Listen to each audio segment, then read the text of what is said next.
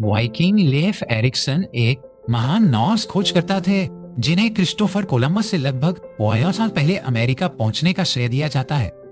उनका जन्म आइसलैंड में लगभग 500 ईस्वी में हुआ था, जो वाइकिंग युग की भावना का प्रतीक था। वे एरिक द रेर के पुत्र थे, एक प्रसिद्ध वाइकिंग जिन्होंने ग्रीनलैंड में पहली यूरोपीय बस्ती की स्थापना की थी। लेफ अपने पिता की तरह ही साहसी और महत्वाकांक्षी थे, हमेशा नई भूमि की खोज के लिए उत्सुक रहते थे। उनकी ये कहानी नॉर्स गाथाओं, विशेष रूप से एरिक द रेड की गाथा और ग्रीनलैंडर्स की गाथा में अमर है। अपने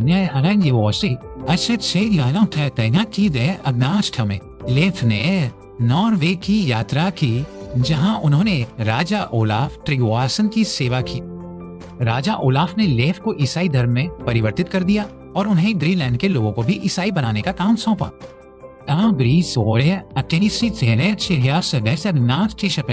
उनकी यात्रा एक अप्रत्याशित मोड़ लेती है। कहा जाता है कि वे रास्ते से भटक गए थे और एक अज्ञात भूमि पर पहुंच गए थे जिसे उन्होंने पहले कभी नहीं देखा था।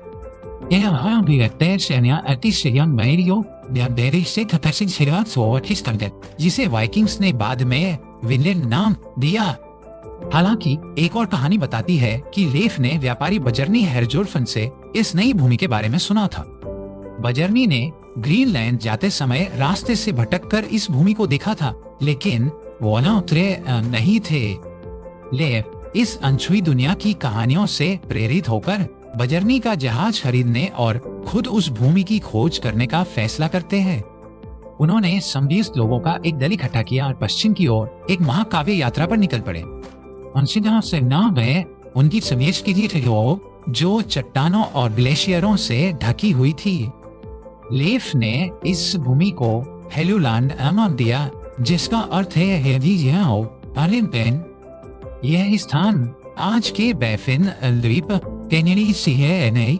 आज से की अनोनोनिये अड्डान कनाचे आवश्यक है।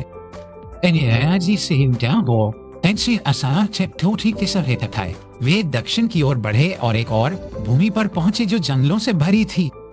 इस भूमि को उन्होंने मार्कलैंड कहा। है ये सफेद है। माना जाता है कि मार्कलैंड आज के लेब्राडोर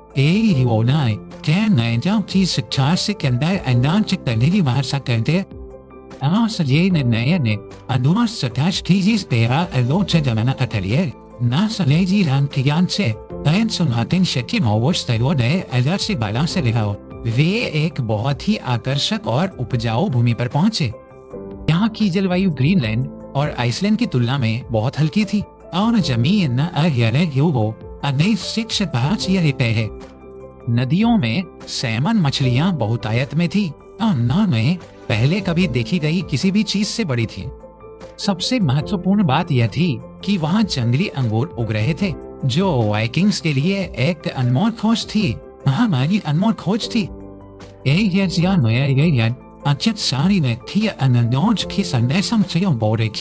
लेफ ने इस नई भूमि को विनलैंड नाम दिया।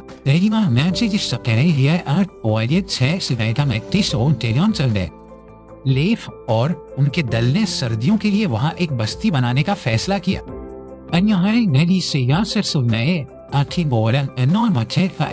भोजन इकट्ठा किया और सर्दियों के महीनों के लिए तैयारी की। यह उत्तरी अमेरिका में पहली ज्ञात यूरोपीय बस्ती थी।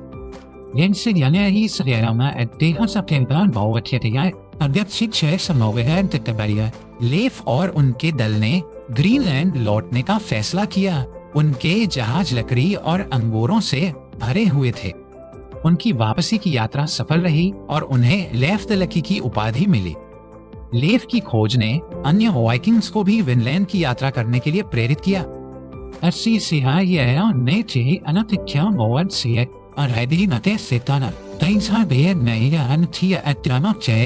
थोरवाल्ड एरिक्सन ने अगली यात्रा का नेतृत्व किया, लेकिन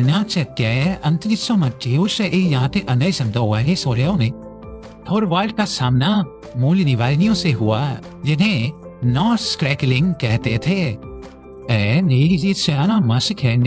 एक झड़प में थोरवाल्ड को एक तीर से मार दिया गया और वह विनलैंड में दफन होने वाला पहला यूरोपीय बन गया।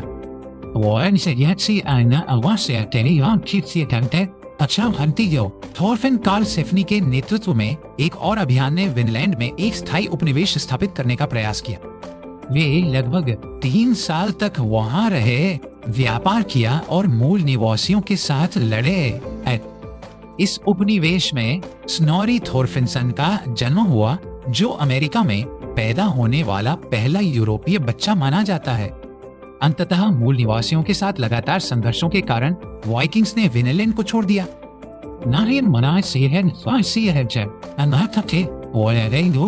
विनलैंड की कहानी को केवल एक मिथक या किंवदंती चाहता था।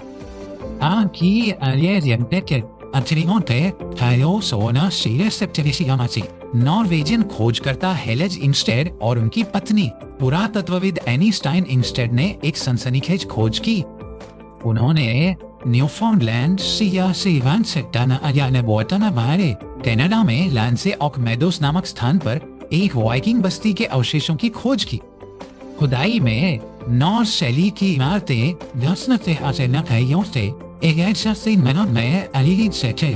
एक लोहार की दुकान और वाइकिंग्स द्वारा उपयोग की जाने वाली कलाकृतियां मिली। यह खोज इस बात का पुख्ता सबूत थी कि वाइकिंग्स वास्तव में कोलंबस से सदियों पहले उत्तरी अमेरिका पहुंचे थे। लैंसे ऑफ मेडोस को अब यूनेस्को की विश्व धरोहर स्थल के रूप में मान्यता प्राप्त है। लेफ एरिक्सन की विरासत आज भी जीवित है, खासकर स्कैंडिनेवियाई देशों और उत्तरी अमेरिका में। संयुक्त राज्य अमेरिका में 8 अक्टूबर को लेफ एरिक्सन दिवस के रूप में मनाया जाता है। उनकी कहानी साहस, खोज और मानव की अज्ञात में जाने की अदम्य इच्छा का एक शक्तिशाली प्रमाण है। यह हमें याद दिलाता है कि इतिहास हमेशा उतना सीधा नहीं होता जितना हम सोचते हैं। लेफ एरिक्सन की यात्रा ने दुनिया के बारे में यूरोपीय समझ की सीमाओं को चुनौती दी। हालांकि उनकी बस्ती टिक नहीं पाए, लेकिन उनकी साहसिक यात्रा ने इतिहास में एक अमिट छाप छोड़ी। लेफ एरिक्सन सिर्फ ऐसा एरिक्सन नहीं थे, वे एक दूरदर्शी थे जिन्होंने समय से पहले एक नई दुनिया की झलक देखी। उनकी कहानी हमें नई सीमाओं की खोज करने और असंभव को प्राप्त करने के लिए प्रेरित करती रहती है। एरिक्सन का पालन पोषण एक ऐसे समाज में हुआ जहां समुद्री यात्रा जीवन का एक तरीका था। नॉर्स पौराणिक कथाओं और कहानियों ने युवा लेफ के मन में रोमांच की भावना पैदा की। जहाज निर्माण और नेविगेशन में वाइकिंग्स की विशेषज्ञता उनकी लंबी यात्राओं के लिए महत्वपूर्ण थी। उन्होंने नेविगेट करने के लिए सूर्य, सितारों और एक सनस्टोन नामक विशेष क्रिस्टल का उपयोग किया।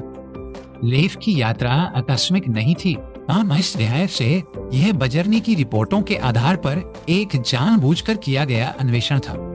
उन्होंने सर्दियों के दौरान विनलैंड में रहने का रणनीतिक निर्णय लिया ताकि वे इस भूमि का पूरी तरह से पता लगा सकें। विनलैंड में अंगूरों की खोज वाइकिंग्स के लिए आर्थिक रूप से बहुत मूल्यवान थी, क्योंकि वे ग्रीनलैंड में नहीं उगते थे। लकड़ी का खजाना भी उतना ही महत्वपूर्ण था, क्योंकि ग्रीनलैंड में पेड़ों की भारी कमी थी। मूल निवासियों के साथ प्रारंभिक बातचीत संभवतः सतर्क और जिज्ञासु थी। सांस्कृतिक मतभेदों और गलतफहमियों ने जल्द ही दोनों समूहों के बीच संघर्ष को जन्म दिया। नॉर्स हथियार जैसे ही लोहे की तलवारें और कुल्हाड़ियां मूल निवासियों के पत्थर और लकड़ी के हथियारों से बेहतर थे। हालांकि मूल निवासियों की संख्या बहुत अधिक थी और वे अपनी भूमि को बेहतर जानते थे। इन संघर्षों ने वाइकिंग्स के लिए विनलैंड में एक स्थायी उपस्थिति बनाए रखना लगभग असंभव बना दिया। नॉर्स गाथाओं में विनलैंड की कहानियां मौखिक परंपरा के माध्यम से पीढ़ियों तक जीवित रहीं। लांसे ऑफ मेडोस की खोज ने इन गाथाओं को ऐतिहासिक तथ्य के रूप में पुष्टि की। रेडियो कार्बन डेटिंग ने पुष्टि की कि यह स्थल लगभग 4 ईस्वी का है, जो लेफ एरिक्सन के समय से मेल खाता है। यह खोज 18वीं सदी की सबसे महत्वपूर्ण पुरातात्विक खोजों में से एक थी। लेफ एरिक्सन की कहानी कोलंबस की कथा के विपरीत एक महत्वपूर्ण दृष्टिकोण प्रदान करती है। यह दर्शाता है कि यूरोपीय अन्वेषण एक एकल घटना नहीं थी, बल्कि एक लंबी और जटिल प्रक्रिया थी। एरिक्सन की यात्रा विजय के बजाय अन्वेषण और निपटान के प्रयास पर अधिक केंद्रित थी। उनकी विरासत हमें सिखाती है कि हमें इतिहास को कई दृष्टिकोणों से देखना चाहिए। आज लेफ एरिक्सन को व्यापक रूप से पहले यूरोपीय के रूप में मान्यता प्राप्त है जिसने अमेरिका में कदम रखा। उनकी कहानी खोज की मानवीय भावना और नई दुनिया की तलाश करने की हमारी अंतर्निहित इच्छा का एक स्थायी प्रतीक बनी हुई है। अमेरिकन समाज में महिलाओं की भी महत्वपूर्ण भूमिका थी, जैसा कि बुरिर जैसी खोजकर्ताओं की कहानियों से पता चलता है। उन्होंने न केवल यात्रा की बल्कि बस्तियों के प्रबंधन और व्यापार में भी महत्वपूर्ण भूमिका निभाई। विनलैंड के साथ संपर्क ने नॉर्स और मूल अमेरिकी दोनों संस्कृतियों पर प्रभाव डाला होगा। यह संभव है कि बीमारियां भी फैली हो जिसका दोनों आबादी पर विनाशकारी प्रभाव पड़ा हो। अनास लोगों ने अपने साथ पशुधन पशुधन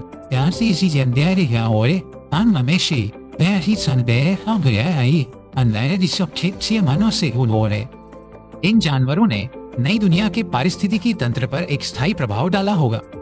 लोहे के औजारों की शुरुआत ने भी मूल निवासियों के जीवन को बदल दिया होगा।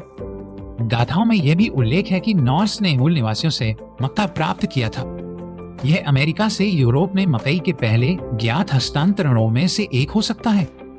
विनलैंड बस्तियों का परित्याग एक क्रमिक प्रक्रिया हो सकती है। शायद कुछ वाइकिंग्स पीछे रह गए और मूल अमेरिकी आबादी में एकीकृत हो गए। यह विचार आनुवंशिक अध्ययनों और स्थानीय किंवदंतियों में खोजा जा रहा है। लेफ एरिक्सन अंततः ग्रीनलैंड लौट आए और अपने पिता एरिक द रेड की मृत्यु के बाद वहां के मुखिया बन गए। उन्होंने ग्रीनलैंड में ईसाई धर्म को बढ़ावा देना जारी रखा, जैसा कि उन्होंने राजा ओलाफ से वादा किया था। उनकी खोजों ने उन्हें वाइकिंग दुनिया में एक महान व्यक्ति बना दिया। इस तरह उनकी कहानी को फिर से खोजा गया और मनाया गया, खासकर संयुक्त राज्य अमेरिका में स्कैंडिनेवियाई प्रवासियों द्वारा। उन्होंने लेफ एरिक्सन को अमेरिकी इतिहास में अपनी जगह के प्रतीक के रूप में देखा। आज लेफ एरिक्सन की कहानी हमें याद दिलाती है कि खोज की कोई एक कहानी नहीं है। यह हमें अपने अतीत की स्वीकृत कथाओं पर सवाल उठाने के लिए प्रोत्साहित करती है।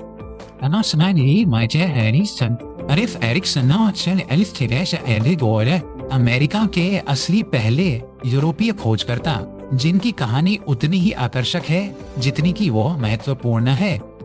लेफ के दल में विभिन्न प्रकार के लोग शामिल थे, जिनमें अनुभवी नाविक और युवा साहसी दोनों थे।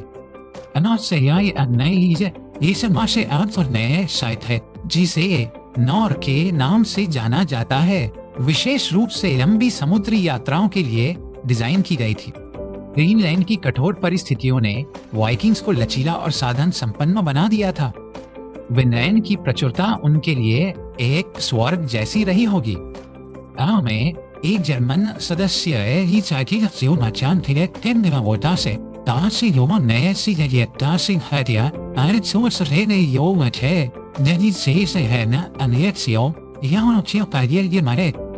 यह इंगित करता है कि लेफ का दल अंतर्राष्ट्रीय था, केवल नॉर्स लोगों तक ही सीमित नहीं था। सर्दियों के दौरान उन्होंने शायद कहानियां सुनाकर, खेल खेलकर और अपने उपकरणों की मरम्मत करके समय बिताया। उन्होंने शायद भविष्य की यात्राओं के लिए क्षेत्र का नक्शा बनाने में भी समय बिताया। मूल निवासियों के साथ व्यापार में संभवतः फर के लिए लाल कपड़े और दूध जैसी वस्तुओं का आदान प्रदान शामिल था। गाथाओं में कहा गया है कि मूल निवासी लोहे के हथियारों से डरते थे, लेकिन लाल कपड़े के लिए उत्सुक थे। थोरफिन कार्लसेफनी की पत्नी गुरेरिड को एक मजबूत इरादों वाली और प्रभावशाली महिला के रूप में वर्णित किया गया है। उनकी कहानी मध्ययुगीन वाइकिंग समाज में महिलाओं की एजेंसी और महत्व पर प्रकाश डालती है।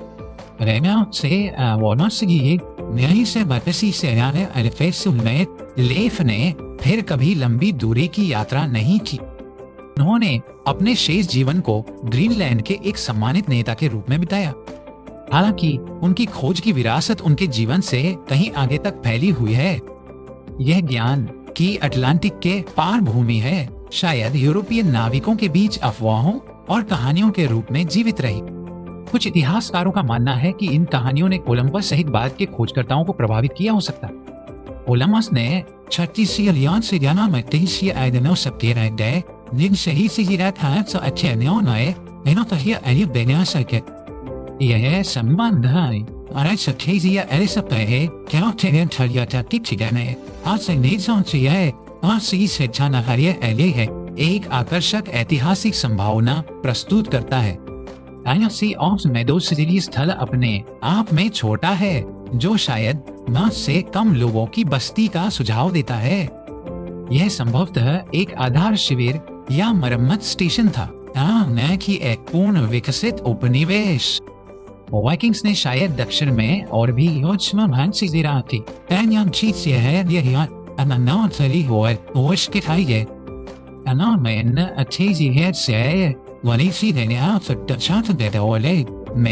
यूएसए में पाया गया एक नॉर्स सिक्का इस सिद्धांत का समर्थन कर सकता है।